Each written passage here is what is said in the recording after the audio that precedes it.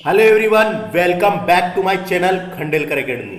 इस लेक्चर में हम राष्ट्रपति के अधिकार एवं कर्तव्य, राष्ट्रपति के क्या क्या अधिकार है और उसके क्या कर्तव्य है, उनके बारे में डिस्कस करने वाले हैं।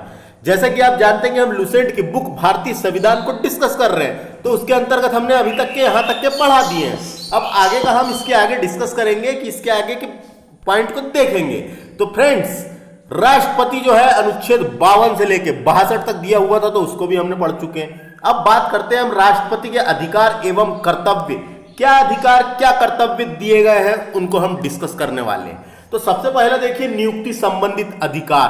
तो नियुक्ति संबंधित क्या क्या अधिकार है, तो राष्ट्रपति निम्न की नियुक्ति करता है। निम्न की नियुक्ति करता है तो किस किस की करता है? भारत के प्रधानमंत्री की नियुक्ति राष्ट्रपति करता है। प्रधानमंत्री की सलाह पर मंत्रिपरिषद के अन्य सदस्यों की नियुक्ति भी राष्ट्रपति के द्वारा की जाती है। प्रधानमंत्री की सलाह पर मंत्रिपरिषद के अन्य सदस्यों की नियुक्ति भी राष्ट्रपति की सलाह पर की जाती है। सर्वोच्च न्यायालय एवं उच्च न्यायालय के मुख्य न्यायाधीशों की नियुक्ति राष्ट्रपति के द्वारा की जाती है। पूछा जाता है सर्वोच्च न्यायालय एवं उच्च न्यायालय के मुख्य न्यायाधीशों की नियुक्ति राष्ट्रपति द्वारा की जाती है, याद रखना है। भारत के नियंत्रक एवं महालेखा परीक्षक यानी के controller and auditor general of India की नियुक्ति भारत की राष्ट्रपति के द्वारा की जाती है। राज्यों के राज्यपाल की नियुक्ति राष्ट्रपति के द्वारा की जाती है, याद रखना है। इसमें कंफ्यूजन होता है, ये एग्जांपल आते रहता है पेपर में। चुनाव आयुक्त एवं अन्य चुनाव आयुक्त, जो भारत निर्वाचन आयुक्त के अंतर्गत जो एक मुख्य चुनाव आयुक्त होते और अन्य चुनाव आयुक्त की नियुक्ति भी राष्ट्रपति के द्वारा की जाती है। भारत के महान्यायवादी यानी अटॉर्नी, एजी बोलते हैं इसको, attorney general of India Bharat का सबसे बड़ा यानी क्या बोलते हैं, भारत का सबसे बड़ा विधि अधिकारी होता है ये। तो भारत का सबसे बड़ा विधि अधिकारी महान्यायवादी अटॉर्नी जनरल ऑफ इंडिया। राज्यों के मध्य समन्वय के लिए अंतरराज्य की परिषद के सदस्यों की भी नियुक्ति करता है राष्ट्रपति। संघ लोक सेवा आयोग के अध्यक्ष यानी यूपीएससी और उसके अन्य सदस्यों की नियुक्ति भी राष्ट्रपति के द्वारा की जाती है ना, तो ये याद रखना है। संघीय क्षेत्र के मुख्य आयुक्त, जो संघीय क्षेत्र होते हैं उसमें जो मुख्य आयुक्त होते हैं उनकी नियुक्ति भी। वित्त आयोग के सदस्यों और अध्यक्ष की नियुक्ति, वित्त आयोग के सदस्यों की नियुक्ति, भाषा आयोग के सदस्यों की नियुक्ति, पिछड़ा वर्ग आयोग के सदस्यों की नियुक्ति, अल्पसंख्यक आयोग के सदस्यों की नियुक्ति, भारत के राजदूत तथा अन्य राजनयिकों की नियुक्ति भी राष्ट्रपति के द्वारा की जाती है। अनुसूचित क्षेत्रों के प्रशासन के संबंध में रिपोर्ट देने वाले आयोग के सदस्यों की नियुक्ति भी राष्ट्रपति के द्वारा की जाती है, और आदि लिखा हुआ है ना। इसके अलावा भी कुछ अन्य हैं, लेकिन ये इतने इंपॉर्टेंट थे इसलिए इनको याद रखना है। तो नियुक्ति संबंधित अधिकार राष्ट्रपति को दिए गए हैं कि इन सब लोगों की नियुक्ति, सदस्य या अध्यक्ष जो भी यहाँ बात की गई है, मुख्य निर्वाचन आयुक्त या इन सब की नियुक्ति राष्ट्रपति करता है। अब बात करते हैं विधायी शक्तियां। तो राष्ट्रपति को क्या क्या विधायी शक्तियां दी गई है उसके बारे में हम पढ़ेंगे। तो राष्ट्रपति संसद का अभिन्न अंग होता है। आप जानते हैं संसद के 3 अंग हैं, अभी आगे पढ़ेंगे हम जब अनुच्छेद आएगा। तो राष्ट्रपति, राज्यसभा और लोकसभा, तो संसद के 3 अंग है। तो राष्ट्रपति संसद का अभिन्न अंग होता है। इसे निम्न विधायी शक्तियां प्राप्त है। तो क्या क्या शक्तियां प्राप्त है उनको हम देखेंगे। संसद के सत्र को आहूत करना, संसद के सत्र को आहूत करना इसी का काम है। आहूत का मतलब होता है बुलाना या निमंत्रण देना या बुलाना। तो संसद के जो सत्र चलते हैं तो संसद के सत्र को आहूत करने का अधिकार है। सत्रवासन का मतलब होता है सत्र खत्म होना, यानी सत्र कब खत्म होगा, क्या होगा, उसके बारे में भी ये करने का अधिकार है। लोकसभा भंग करने संबंधित अधिकार, लोकसभा को भंग भी कर सकता है राष्ट्रपति। लोकसभा भंग करने संबंधित अधिकार राष्ट्रपति के पास है। संसद के एक सदन या एक के साथ सम्मिलित रूप से दोनों सदन में अभिभाषण करने की शक्ति, तो अभिभाषण भाषण भी दे सकता है, वो अभिभाषण भी कर सकता है ना, तो अभिभाषण करने की शक्ति दी गई है। लोकसभा के लिए प्रत्येक साधारण निर्वाचन के पश्चात प्रथम सत्र के प्रारंभ और प्रत्येक वर्ष के प्रथम सत्र के आरंभ में सम्मिलित रूप से संसद में अभिभाषण करने की शक्ति, तो संसद में अभिभाषण भी करते हैं राष्ट्रपति। तो आपने देखा होगा सब न्यूज में, टीवी में। संसद द्वारा पारित विधेयक राष्ट्रपति के अनुमोदन के बाद, राष्ट्रपति के अनुमोदन के बाद, अनुमोदन का मतलब होता है अप्रूवल या ओके, है ना। संसद द्वारा पारित विधेयक राष्ट्रपति के अनुमोदन के बाद ही कानून बनता है। तो ये तो आप जानते ही हैं। संसद के दोनों सदन में पारित होता है विधेयक, उसके बाद राष्ट्रपति अगर अनुमोदन दे दे, ओके कर दे, अप्रूवल दे दे, तो वह कानून बनता है। तो ये याद रखना, पूछा जा सकता है। संसद के निम्न विधेयकों को पेश करने के लिए राष्ट्रपति की सहमति आवश्यक है। तो क्या क्या सहमति आवश्यक है? नए राज्यों का निर्माण, वर्तमान राज्य में क्षेत्र सीमाओं, नामों में परिवर्तन, संबंधित विधेयक, ये सब करने के लिए राष्ट्रपति की साइन जरूरी है। तो राष्ट्रपति की सहमति आवश्यक है, इतना याद रखें बस। उसके बाद देखिए धन विधेयक, राष्ट्रपति धन विधेयक को लॉन्च करता है। कहने का मतलब है धन विधेयक है या नहीं, इसका फैसला तो लोकसभा अध्यक्ष करता है, लेकिन धन विधेयक लाने की शक्ति अनुच्छेद 110 के तहत राष्ट्रपति को है। तो ये अनुच्छेद याद रखना है, अभी आगे जब आएगा जब और अच्छे से पढ़ेंगे। लेकिन 110 धन विधेयक है ना। उसके बाद संचित निधि को व्यय करने के लिए विधेयक 117 अनुच्छेद 117 के 3 में जो संचित निधि होती है, भारत की संचित निधि में व्यय करने के विधेयक कहां पे है? तो अनुच्छेद 117 के 3 में। ऐसे कराधान पर जिसे राज्य हित जुड़े और प्रभाव डालने में वाले विधेयक, राज्यों के बीच व्यापार, वाणिज्य, समागम और निर्बंध लगाने वाले विधेयक अनुच्छेद 304 के अंतर्गत है। यदि किसी साधारण विधेयक पर दोनों सदनों ने कोई सहमति नहीं है तो उसे सुलझाने के लिए राष्ट्रपति दोनों सदनों की संयुक्त बैठक बुला सकता है। दोनों सदनों की संयुक्त बैठक बुला सकता है अनुच्छेद 108 के तहत। तो ये याद रखना है फ्रेंड्स, ये जो विधायी शक्तियां यहाँ पे दी रखी है, पेपर में यहाँ से क्वेश्चन एमसीक्यू के रूप में बनते हैं। तो ये सब आपको याद रखना है। एक नोट लिख रखा है, किसी अनुदान की मांग राष्ट्रपति की सिफारिश पर ही की जाती है। कोई अनुदान की मांग, यानी अनुदान का मतलब होता है आर्थिक सहायता, तो किसी अनुदान की मांग राष्ट्रपति की सिफारिश पर ही की जाती है, अन्यथा नहीं की जाती। अनुच्छेद 113 के 3 के तहत, अनुच्छेद 113 के 3 के तहत यह बात लिखी हुई है कि किसी अनुच्छेद की मांग यानी किसी अनुदान की मांग राष्ट्रपति व की सिफारिश पर ही की जाती है। तो समझ में आ गया। अब संसद सदस्यों को मनोनीत करने का अधिकार, मनोनयन करने का अधिकार, नॉमिनेट करने का अधिकार के बारे में पढ़ लेते हैं। तो आपने पढ़ा होगा लोकसभा में राष्ट्रपति दो भारतीय, अंगल भारतीय यानी एंग्लो इंडियन, और राज्यसभा में 12 लोगों को राष्ट्रपति क्या करता है? मनोनयन करता है, नॉमिनेट करता है। तो इसको पढ़ लेते हैं। जब राष्ट्रपति को यह लगे कि लोकसभा में अंगल भारतीय समुदाय के व्यक्तियों का समुचित प्रतिनिधित्व नहीं है, तो वह समुदाय के 2 व्यक्तियों को, उस समुदाय के, कौन से समुदाय के? अंगल भारतीय समुदाय के 2 व्यक्तियों को लोकसभा के रूप में नामित कर सकता है। ये कौन से अनुच्छेद के तहत है? अनुच्छेद 331 के तहत। इसी प्रकार कला, साहित्य, पत्रकारिता, विज्ञान और सामाजिक कार्यों के पर्याप्त अनुभव एवं दक्षता रखने वाले 12 व्यक्तियों को राज्यसभा में नामजद कर सकता है, अनुच्छेद 80 के 3 के तहत। अनुच्छेद 80 3 के तहत। तो याद रखना है, जो 12 लोग आते हैं वो कहां से आते हैं? वो 12 लोग या तो देखो, या तो कला, साहित्य, पत्रकारिता, विज्ञान और सामाजिक कार्यों में पर्याप्त अनुभव एवं दक्षता रखने वाले व्यक्तियों को किया जाता है। यह अंगल भारतीय समुदाय क्या होता है, इसके बारे में आपको जानकारी होगी। इसे इंग्लिश में एंग्लो इंडियन कहते हैं। अंगल भारतीय का मतलब होता है, अंगल का मतलब होता है अंग्रेज, और भारतीय का मतलब होता है भारतीय। तो जिसकी माता भारतीय, देखो भारत में अंग्रेजों का शासन रहा है 250 साल, तो 250 साल तो अंग्रेजों भी बहुत सारे बसे हुए थे यहाँ पे। तो अंगल भारतीय कहने का मतलब है जिसके पिता अंग्रेज हों यानी ब्रिटेन के हों, ब्रिटेन के, है ना। ये याद रखना है कि ब्रिटेन का शासन रहा है, तो जिसका पिता ब्रिटेन की हो और माता भारतीय हो, उनसे जो औलाद पैदा होगी वो एक प्रकार की अंगल भारतीय कहलाएगी। याद रखना है आपको कि माता भारतीय हो और पिता ब्रिटेन के हो, दूसरे देश के नहीं, सिर्फ ब्रिटेन के, दूसरे कोई देश के नहीं, सिर्फ ब्रिटेन के। तो जिसकी माता भारतीय हो और उसके पिता ब्रिटेन के हो, तो इनका जो लड़का या लड़की पैदा होगी और वो अगर इन चीज़ों में अनुभव है, उनको दक्षता प्राप्त है, तो उसे अंगल भारतीय बना सकते हैं। तो वो अंगल भारतीय कहलाते हैं। यानी अंगल का मतलब अंग्रेज और भारतीय, अंगल भारतीय की संतान, है ना। क्योंकि इनको भी आरक्षण देना जरूरी था। जब संविधान बनाया गया तो 2 सीट लोकसभा में और राज्यसभा में 12 यहाँ पे समझने वाली बात है, ये जो 12 सदस्य जो हैं ये राज्यसभा में हैं और लोकसभा में 2 है, तो अंगल भारती केवल 2 नियुक्त किए जाते हैं। ये 12 वाले अलग है, ये 12 वाले मैंने बता दिया राज्यसभा में, ये 2 जो है ये अंगल भारती जो है ये है ना। जैसे विधानसभा में 1 रहते हैं, जैसे हमारे मध्य प्रदेश में 230 विधानसभा सीटें +1 एंग्लो इंडियन है। तो ये तो समझने वाली बात है, समझ में आ गया होगा आपको, कोई दिक्कत नहीं है। आगे चलते हैं। अध्यादेश जारी करने की शक्ति, तो राष्ट्रपति को एक शक्ति दी गई है अध्यादेश जारी करने की, कि राष्ट्रपति अध्यादेश जारी कर सकता है। अध्यादेश, राष्ट्रपति के अध्यादेश जारी करने की शक्ति संविधान के अनुच्छेद 123 के तहत है। संविधान के अनुच्छेद 123 के तहत है। संविधान के अनुच्छेद 123 के तहत राष्ट्रपति के पास संसद के सत्र में ना होने की स्थिति में अध्यादेश कब जारी करता है, पूछा जा सकता है। जब संसद का सत्र नहीं चल रहा हो, जब राष्ट्रपति अध्यादेश जारी करता है। राष्ट्रपति के पास संसद के सत्र में ना होने की स्थिति में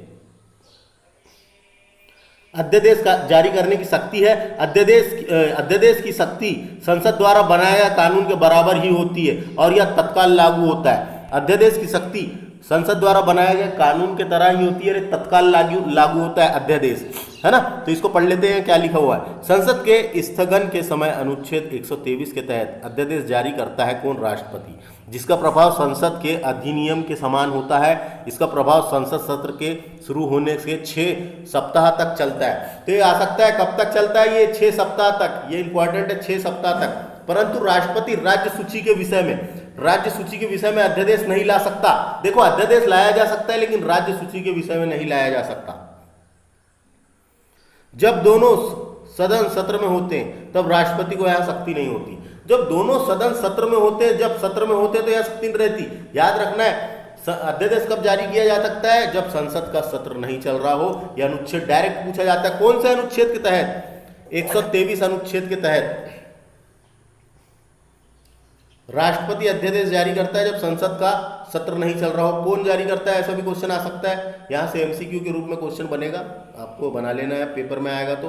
और ऐसा ही आपको मिलेगा आगे, अनुच्छेद 213 के तहत राज्यपाल अध्यादेश जारी करता है राज्यों में। तो हम आगे पढ़ेंगे। आगे चलते सैनिक शक्ति की बात कर लेते हैं। तो सैन्य बलों की सर्वोच्च शक्ति राष्ट्रपति में सम्मिलित होती है। तो याद रखना है, सैन्य बलों की सबसे सर्वोच्चता राष्ट्रपति में सम्मिलित होती है, किंतु इसका प्रयोग विधि द्वारा नियमित होता है। तो इसका प्रयोग जो है विधि द्वारा नियमित होता है, लेकिन सर्वोच्च शक्ति राष्ट्रपति के पास होती है, सैनिक शक्ति, है ना। आगे चलते हैं, अब देखते हैं और क्या क्या लिख रखा है, सब पढ़ेंगे, जम पढ़ेंगे। तो बात करेंगे राजनीतिक शक्तियां की, क्या क्या राजनीतिक शक्तियां दी गई है। तो दूसरों देशों के साथ कई समझौते और संधियां राष्ट्रपति के नाम से हस्ताक्षर होते हैं, याद रखना है। जो साइन होते हैं, संधि और समझौते जो होते हैं, ट्रीटी जो साइन होती है और राष्ट्रपति के नाम से होती है। राष्ट्रपति विदेश के लिए भारतीय राजदूतों की नियुक्ति भी करता है। विदेशों में भारत के राजदूत रहते हैं, आप सुने होंगे आपने, है ना। तो राष्ट्रपति विदेशों के लिए भारतीय राजदूतों की नियुक्ति भी करता है एवं भारत के विदेश के राजदूतों की नियुक्ति का अनुमोदन भी करता है। अनुमोदन का मतलब ओके होता है या अप्रूवल होता है ना। तो जैसे अपने देश में कोई दूसरे देश के बनते हैं तो उसको भी ओके कहता है, ये बोले रह सकते हो, कोई दिक्कत नहीं है ना। तो ये समझ में आ गया क्या शक्ति दी गई है राजनीति। क्षमादान की शक्ति इंपॉर्टेंट है अनुच्छेद 72 के अंतर्गत। तो देखो क्षमादान की शक्ति, है ना। तो संविधान के अनुच्छेद 72, 7 और 2 याद रख लेना। 72 के अंतर्गत राष्ट्रपति को किस अपराध के लिए दोषी ठहराए गए व्यक्ति को दंड को क्षमा करने तथा उसे प्रविलंबन, परिहार और लघुकरण करने की शक्ति प्राप्त है। तो प्रविलंबन का मतलब क्या है, यहाँ पे समझने वाली बात है। ये प्रविलंबन, है ना। प्रविलंबन का अर्थ होता है किसी परिस्थिति के कारण अपराध अपराध को दंड का पालन करने से रोकना, है ना। कोई जो है उसको क्षमा करना, दंड का पालन करने से रोकना है। जो दंड दे दिया गया है उसका पालन करने से रोकना, और केवल दंड का पालन करने से विलंबन करने के लिए भी किया जाता है, ये उसे रोकने के लिए भी किया जाता है। उसको बोलते हैं प्रविलंबन का अर्थ कभी पूछा, ये पूछेगा नहीं, बता रहा हूं आपको, याद रहे जिससे। तो किसी अपराध को दिए गए दंड का पालन करने से रोकना।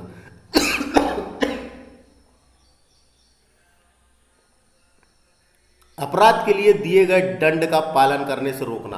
अब बात करेंगे परिहार की।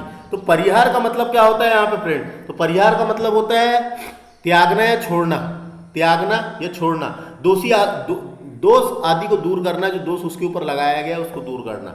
यहाँ पे लघुकरण का मतलब दिया हुआ है, लघु का मतलब होता है छोटा और करण का मतलब यानी कि सदा को कम करना, छोटा करना, ये उसका मतलब है और कुछ नहीं। संक्षिप्त करना ही बोल सकते हैं लघुकरण का मतलब, कि शक्तियां प्राप्त है। क्षमा में दंड और बंदीकरण दोनों को हटा दिया जाता है। तो देखो दंड और बंदीकरण जो उसका कारावास है उसको भी हटा दिया जाता है, दोषी को पूर्णतः मुक्त कर दिया जाता है। लघुकरण में दंड के स्वरूप को बदलकर कम कर दिया जाता है, मैंने बताया ना, जैसे मृत्युदंड को लघुकरण के कठोर कारावास और साधारण कारावास में परिवर्तन किया जाता है। किसी को मृत्युदंड दे दिया गया है तो उसको कम करके उसको साधारण कारावास में परिवर्तन कर दिया जाता है, छोटा कर दिया जाता है। परिहार में दंड की प्रक्रिया में परिवर्तन किए बिना उसकी अवधि कम कर दी जाती है ना। परिहार में दंड की प्रकृति में परिवर्तन किए बिना उसकी अवधि कम कर दी जाती है। जैसे 2 वर्ष के कठोर कारावास को 1 वर्ष के लिए कर दिया गया। प्रविलंबन में किसी दंड पर विशेष मृत्युदंड को रोक लगाना, दोषी व्यक्ति क्षमा याचिका कर सकता है राष्ट्रपति के सामने। विराम में किसी दोषी की सजा को विशेष स्थिति में कम कर दिया जाता है। गर्भवती स्त्रियों की सजा को कम कर देना भी इसके अंतर्गत आता है ना। तो एक नोट लिख रखा है, जब क्षमादान के पूर्व याचिका राष्ट्रपति को रद्द कर दी जाए। देखो एक बार क्षमादान की याचिका राष्ट्रपति के पास लग गई और राष्ट्रपति द्वारा उसे रद्द कर दिया गया तो दूसरी याचिका दायर की जा सकती है, नहीं की जा सकती बोला है। तो एक ही बार राष्ट्रपति के पास कर सकते हैं। राष्ट्रपति अगर करा, क्षमादान दिया तो ठीक है, नहीं तो दोबारा नहीं लगा सकते, ये बात कही गई है। बहुत आसान था, इसको समझ लो बस। ये अनुच्छेद 72 याद रखना है, क्षमादान की शक्ति। अब बात करते हैं, आगे बात करते हैं राष्ट्रपति की आपातकालीन शक्तियां। आपातकाल क्या होता है इतना अगर आपको समझ में आ गया तो कोई दिक्कत ही नहीं, पूरी चीज समझ में जाएगी। आपातकाल भारतीय संविधान में एक ऐसा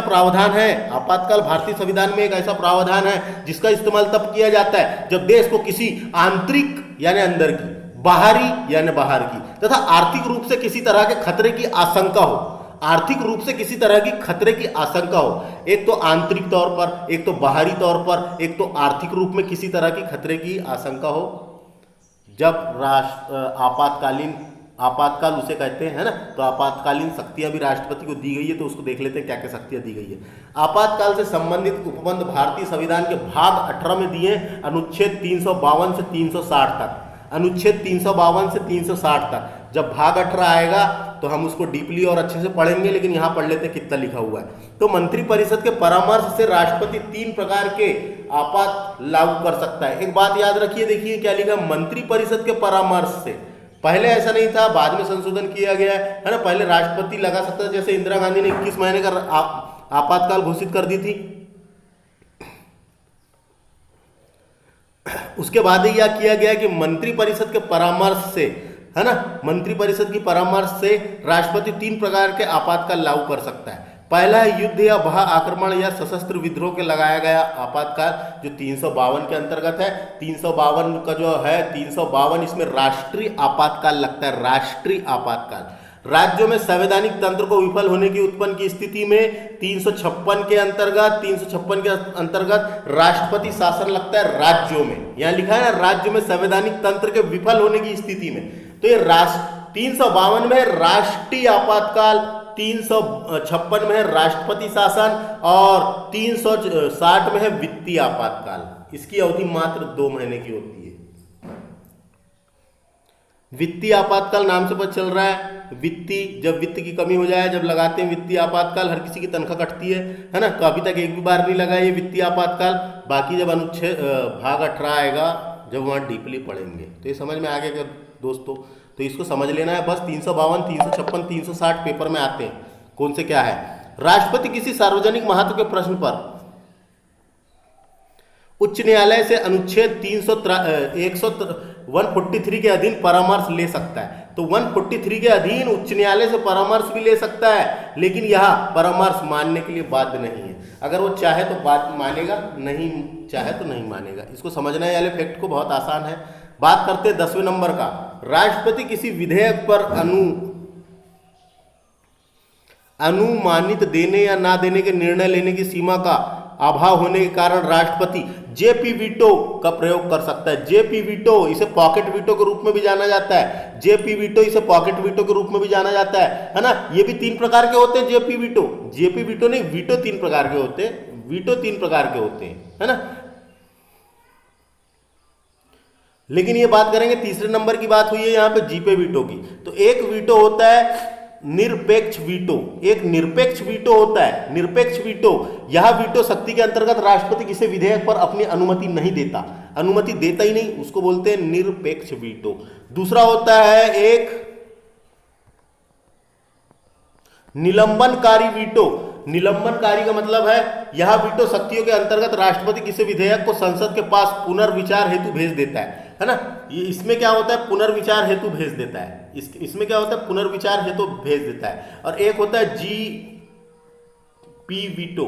जीपी वीटो ऐसा वीटो होता है विधेयक को अनुसूचित काल के लिए अपने पास सुरक्षित रखता है, जवाब ही नहीं देता, कोई ने जैसे जवाब ही नहीं देता, अपने पास ही रख के रखता है, उसको बोलते हैं जेपी वीटो। तो 3 प्रकार के वीटो होते हैं, मैंने बताया। एक तो होता है निरपेक्ष वीटो, एक तो होता है निलंबनकारी वीटो, और तीसरा होता है जेपी वीटो, है ना, जिसे पॉकेट वीटो बोलते हैं। तो यहां बात हुई है जेपी वीटो की। यह अनुच्छेद 111 में यह कहता है कि राष्ट्रपति विधेयक लौटाना चाहता है तो विधेयक को उसके प्रस्तुत किए जाने के बाद यथाशीघ्र लौटा दे।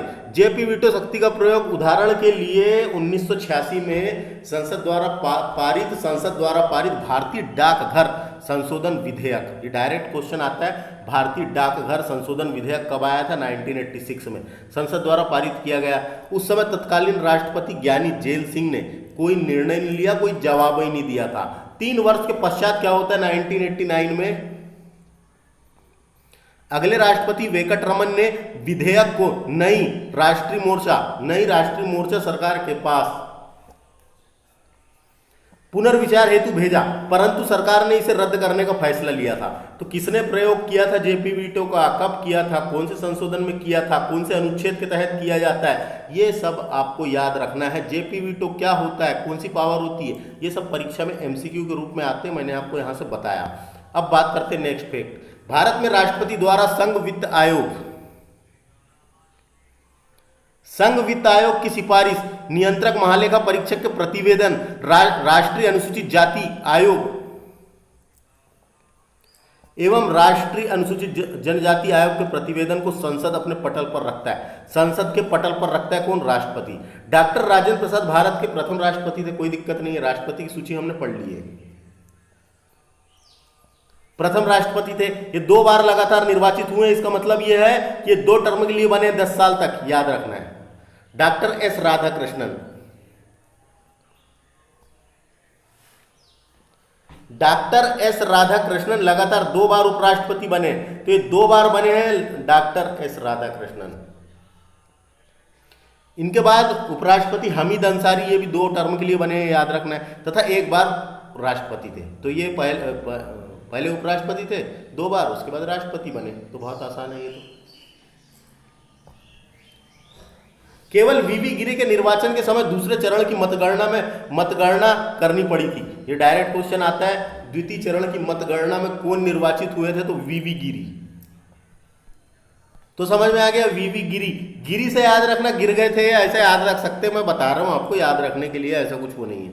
तो वीवी गिरी के निर्वाचन के समय दूसरे चरण की मतगणना हुई थी, कि एक बार ये गिरे तो दूसरे चरण की मतगणना हुई, है ना, और फिर दोबारा करनी पड़ी थी, गिर गए थे करके, ऐसा याद रख सकते, तो गिरी याद आ जाएगा।